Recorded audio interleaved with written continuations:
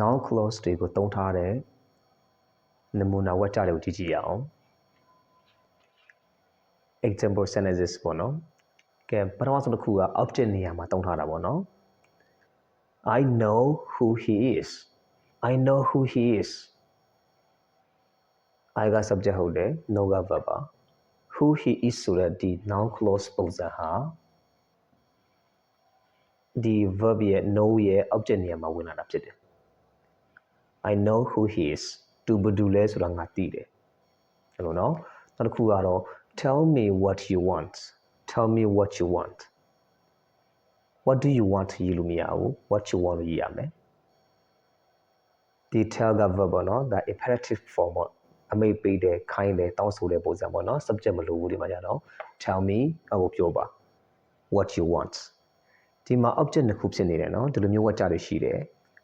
indirect object direct object လို့ခေါ်တယ်သူကဒီ what you want က direct object ထဲမှာဝင်လာတာဖြစ်တယ်ဒီမှာမီလဲ object ပဲကျွန်တော်လည်းပြောချင်းခံရတာပေါ့နော်အဲ့ဒီတချို့ verb တွေကတော့ဒီလိုမျိုး object နှစ်ခုရှိတာရှိတယ်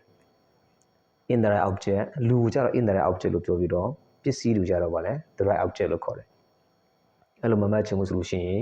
person ရဲ့ thing ရဲ့မှတ်ထားလို့ရတယ်တခုက person ဖြစ်မယ်တခုကအယောက်ပစ္စည်းဖြစ်မယ်အခုဒီမှာ what you want ဆိုတာကတော့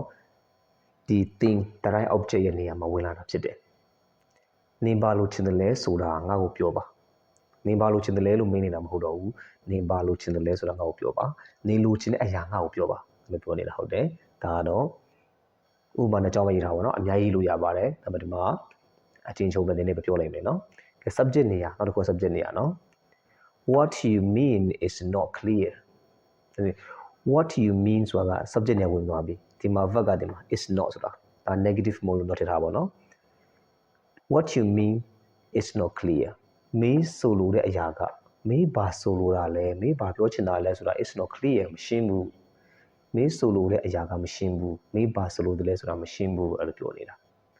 အဲ့ဆိုရှင်နောက်တစ်ခုကတော့ where he came from is not known where he came from is not known သူဘယ်ကလာတယ်လဲဆိုတာမသိရဘူးတဲ့เนาะ is not known ဒါ passive ပေါ်နေထားเนาะသူဘယ်ကလာတယ်လဲဆိုတာမသိရဘူးဘယ်သူမှမသိကြဘူးပေါ့เนาะဒါဆိုရင် is not known က verb ဟုတ်တယ်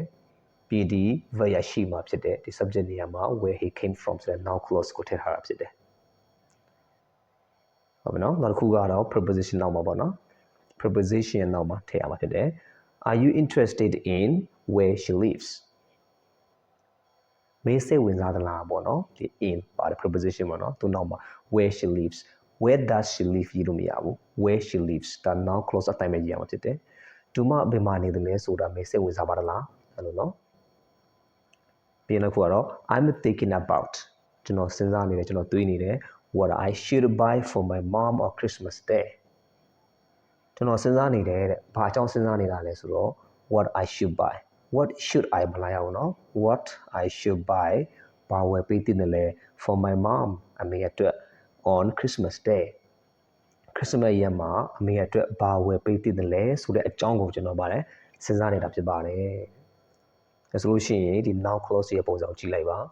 conjunction ပါမယ် subject verb ပါမယ် conjunction ပါမယ် subject verb ပါမယ် conjunction subject verb အဲ့လိုပုံစံအတိုင်းပဲလာမှာဖြစ်ပါတယ်ဒါကိုသုံးချင်တဲ့ question word လေးတွေတုံးပြီးတော့သုံးလို့ရတယ်ဒီထားရမှာကတော့ဒီမင်းကိုမပြောင်းရဘူးမင်းကိုပုံစံမရေးရဘူးပြီးလို့ရှိရင်ကိုယ်တိုင်ရေးမယ်ဆိုလို့ရှိရင်တော့ဒီ tenses ကို မှန်ကန်သုံးနိုင်ရမှာဖြစ်ပါတယ်အခုဒီမှာသုံးထားတဲ့ tense ကမတူကြဘူးเนาะဒီမှာက verb to be သုံးထားတယ်ဒီမှာ want သုံးထားတယ် present simple tense သုံးထားတယ်ဒီမှာဆိုရင် verb to be passive verb သုံးထားတယ်မကျင်เนาะ tense ကအမျိုးမျိုးသုံးလို့ရမှာ verb ပုံစံမျိုးပြောင်းအောင်ပါဒီလိုမှာဆိုရှင် the present simple tense ဒီမှာဆို modal verb နဲ့တွေ့ထားတယ်ဟုတ်เนาะကဲဆိုအမျိုးမျိုးပေါ့เนาะဒီ verb တွေလည်းအမျိုးမျိုးပြောင်းလို့ရတယ်နားလည်မယ်လို့မျှော်လင့်ပါတယ်အားလုံးကျေးဇူးတင်ပါတယ်